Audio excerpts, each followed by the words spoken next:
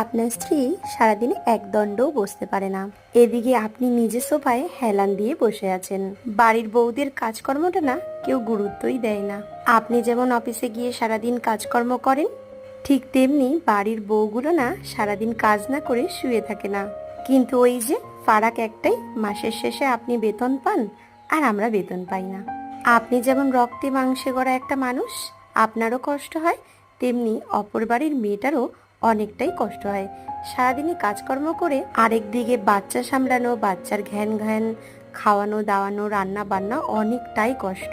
তাই অন্যের বাড়ির মেয়েটার সাথে খারাপ ব্যবহার না করে নিজের স্ত্রীকে একটু বুঝতে শিখুন। সো হ্যালো এভরিওয়ান, আমি মেঘা, ছোট্ট হাবড়া শহর থেকে।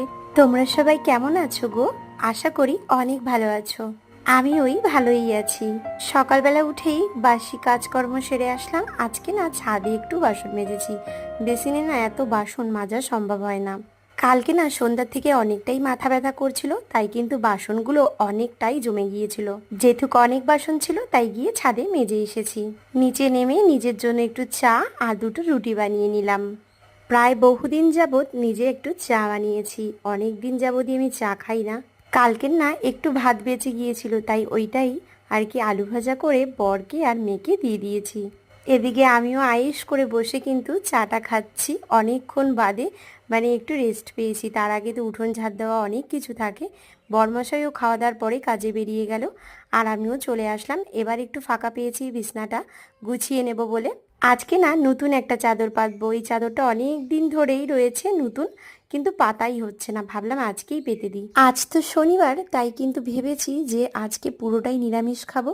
কারণ আজকে যাব কুলপুকুরে। কুলপুকুরে মায়ের আজ পুজো, তাই ভেবেছি পুরোটাই নিরামিষ খাবো। নিজের বাড়ির মতো হয়তো শান্তি কোথাও পাওয়া যায় না। সত্যি বলতে হয়তো এটা আমার শ্বশুর বাড়ি, নিজের একটা বাড়ি নেই, তবুও এটা আমার নিজেরই বাড়ি বলতে পারো। কারণ আমি পুরো সংসারটাকে আমিই গুছিয়ে রাখি।